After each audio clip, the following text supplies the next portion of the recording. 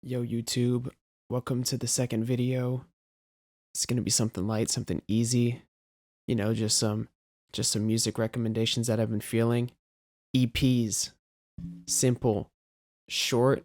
All of these are like under 20 minutes. Couple different genres, just some stuff to put you on, or if you already know, just to appreciate. You know, got 4 here for today, and we're just gonna get started. That's it.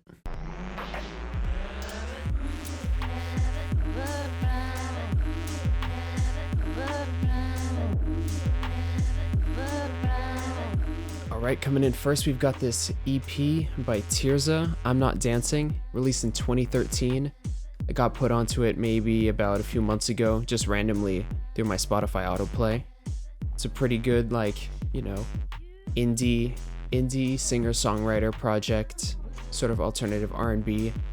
The way I describe it, funnily enough, is a garage band project, like GarageBand the app, something that I could imagine myself just throwing together, laughing at the end result, but like it's still kind of interesting and pretty good.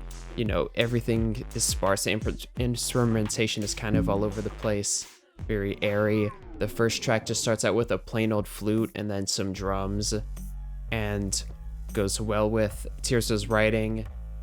Even like the first opening lyrics of "I'm not fighting, I'm dancing, I'm not shining, I'm burning," just sort of illustrates these sorts of juxtapositions we've got between like a sort of sense of elegance with a sort of crazy nature to the music, which I find to be very interesting in terms of the choice of instrument and then how they're composed in tandem with her vocals.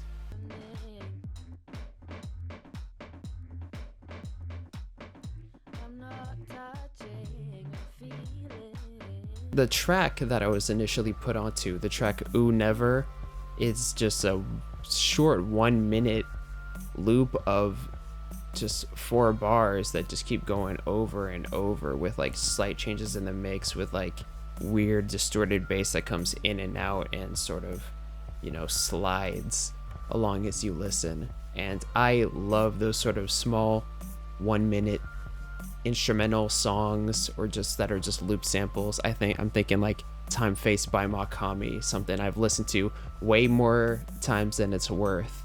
But when I started listening to the rest of the project, it keeps on continuing with these odd instrumentations and odd song compositions. The one that stands out to me the most, probably the best song on the EP, is the track Slow Jam, where all you've got is like a drum machine where you can visualize where they're tapping on the pads at what rhythm, super simple, accompanied with like a flute or a synth or something. And that is the backing for a song about a mother letting her son go into the world and giving a sort of like bittersweet encouragement and advice as they go out into the world. So it's like a beautiful song that could bring you to tears with like a super weird instrumental backing, and that sort of contrast, it just picks at my brain super well. It's honestly something I don't really listen to that much. I'm more of a hip-hop person, so this one is kind of out of my my field, but I should probably check out more of her stuff. Again, I had never heard of this artist previously, even though they have like over 200,000 listeners on Spotify, so they're not like super underground or anything, but good stuff that I'm probably going to have to tap into more. And now next up, we've got the new Amy project by Lucy Bedroque. Bedroque? Not too sure. Bedroque.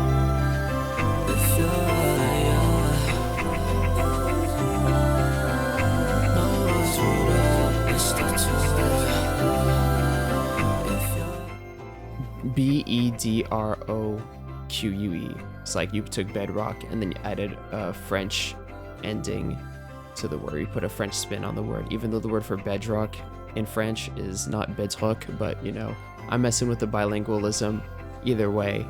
Lucy's a bit of an underground MC and songwriter who's been around for, I guess, maybe over a year now, or possibly longer. They used to go by Lost Rushi. They have 1 album out and like a couple of songs out. not a couple. They've a little bit of stuff in their discog, but they're relatively new.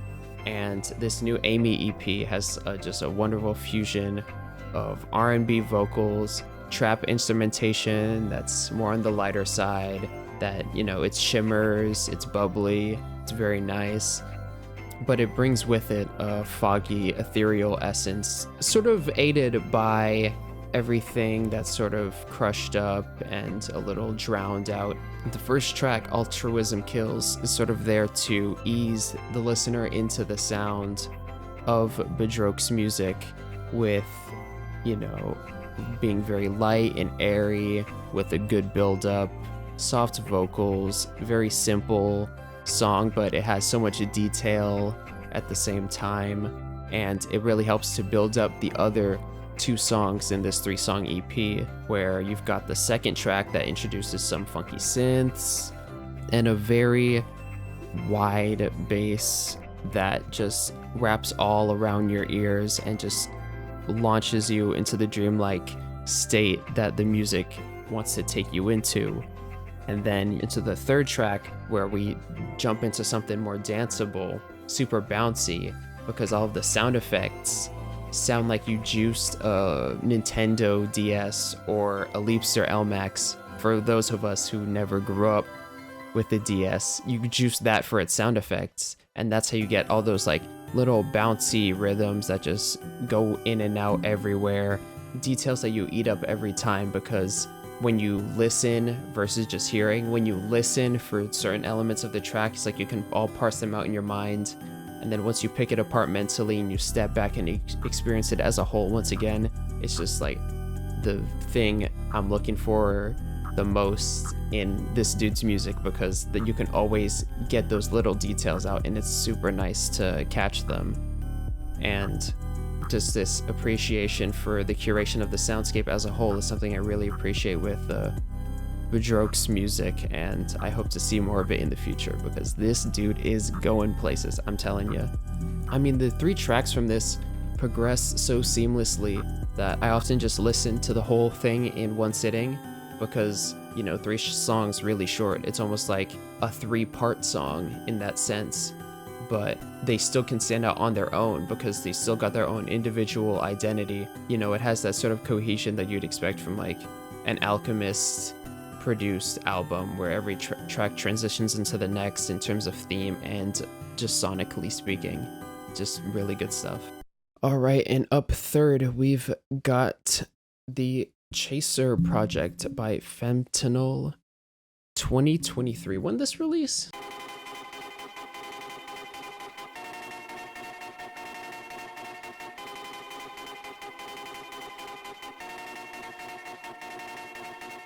August. Oh, okay. No, it's almost approaching a year now. So my first introduction to this artist was Danny Brown's Instagram story. He posted this project and I'm like, you know what? Why not? I'm gonna check it out. Feeling curious, so I just turned it on right on the spot. I'm listening to it out in public. It's super loud. Everything's super distorted.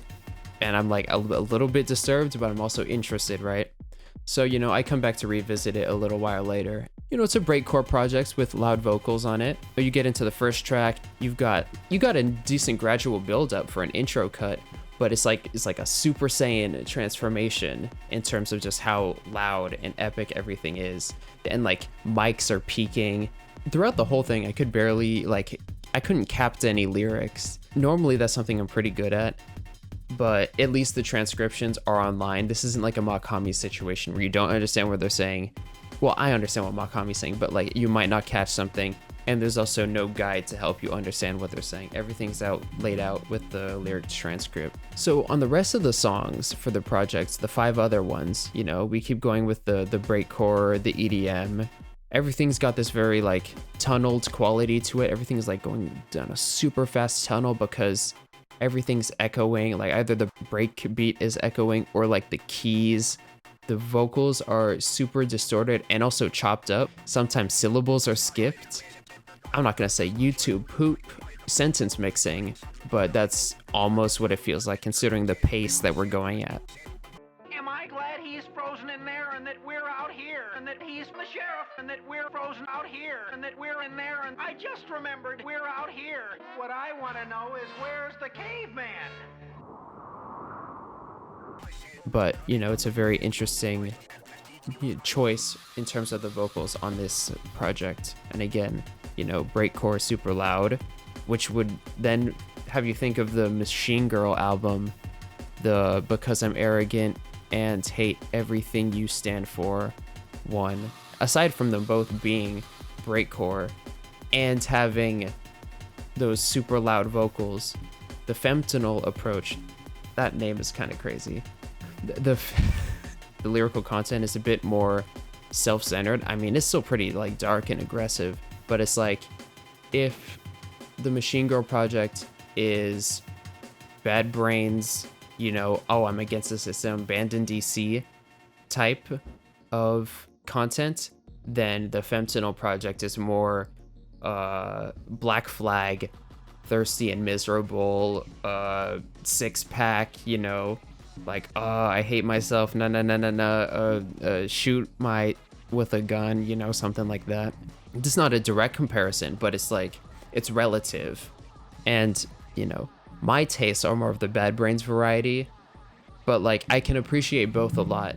The themes of like self-harm and are not uncommon in some of the stuff I listen to, but like, that's, you know, that's heavy stuff and it can be pretty self-destructive, and just because it's over some breakbeats doesn't make it any easier to listen to. It's not exactly super digestible, but you know, you have to have the music challenge you at least somewhat sometimes.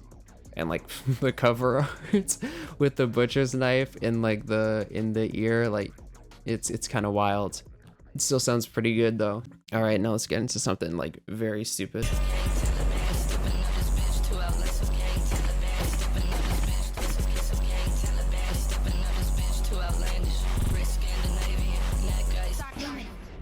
Baby Goyard has been one of my favorite artists for over a year.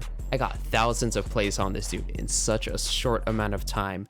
And his 2024 release, Operation Tree Whisper, has been on repeat ever since it came out like over a week ago. It might be 2 weeks now.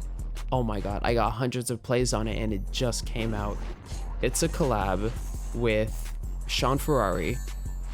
Think of a dude who produces for like Sexy Red, Chief Keef, bunch of Detroit, Chicago artists. Then you've got Ego Break on production too, who's way more involved with the digicore scene. You know, Lucy Bedroque, who we were talking about earlier, that section of the music world. Then you've got DJ mixing and hosting by DJ S, who's been popping off, especially on sort of like the TikTok sort of things. Did the certified remix for Babytron. And then you've got DJ Smokey as well, who's been in the funk scene since I don't know when, been making music for over a decade now, beats and whatnot, got viral for his tags recently, and you've just got these 4 dimensions of musicality all in this project, and it's so crazy. This sounds like busted up Delta Airlines earbuds that you have to hold in a certain position for the music to come out right, and you're slipping and the music's just getting all sorts of messed up. Ego Break and Sean Ferrari work very well with each other on this project. Obviously, I can't exactly tell who's doing what. I mean, nowadays you have like 5 producers on one beat, but like I can tell some like Ferrari-isms and Ego Break-isms on certain parts of the beat, whether it be like choice of instruments or like how they're arranged. And the DJS sauce of, you know, making everything sound all busted up. Sometimes it doesn't hit as much for me, but like on this project, it's very clean, very well done. DJ Smokey's tags are insane. The humiliation ritual tag. Humiliation ritual. They're all great. I love them. It's so good. I think the track that demonstrates this the best is This Ain't That, That Ain't This, because I swear there's a piano on the back end of this track, but it's so drowned out in the mix that you can only hear it peek out just a little bit. Goyard's lyrics are sometimes purposefully cut out or drowned out by the bass just being totally overtaken, and you have to fill those gaps mentally of what you think he's saying or what you think is actually part of the beat or not. And that's just like my brain doing gymnastics, and it's super satisfying because it flows so well, even though it sounds so stupid and so just messed up. The abstract nature of this whole project sort of comes from the fact that you've got so many hands in it that it adds and loses elements depending on who's interacting with it. And it's almost like a game of telephone with composing this song, and it becomes a piece of informal abstractionism that, you know, we have traces of what's going on, but as an overall picture, it's very messed up, and only by honing in on certain elements can you be like, oh, okay, so this is this and that is that. Every track on this is just so loud, so obnoxious, and it's so good. Maybe I'm just stupid, but these songs are incredible. Just, ooh, everything's about it so satisfying. I like foreign manufactured, and it got me going up in the green room doing stuff. Like, Baby GOYARD gets how absurd his music is and just leans into that absurdity with his lyricism the whole way. 10 minutes of just absolute nonsense, but it's like the most enjoyable piece of nonsense you could ever find in your whole life. Well, that's the 4 EPs. Again, we're gonna go back through everything for my example songs. So yeah, for Tirzah, I'm Not Dancing, I'd recommend the song Slow Jam. For Amy by Lucy Bedroque, I'd recommend Altruism Kills. Just such a clean, standout intro cut. For Chaser, Katamari, probably. Yeah, I'd probably recommend that track out of all of them, but Pet is also really good. And Operation Tree Whisper, This Ain't That, That Ain't This. I'm Shtickin' Right Now is also really good. That one came out as a single a bit before, but This Ain't That, That Ain't This is so nice. It's such a nice track. Well, thanks for checking out the video. I'm gonna have like a playlist in the description with all the songs in it, and then I'll also have links to all the projects, you know? Shout out to music. Shout out to the sun. Shout out, you know what? This deserves an honorable mention, End of the Earth by Mavi. The color on this LP is crazy. Wait. Look at that. Look at that gray. Oh my god, that's so nice. All right, that's it though. Okay, bye.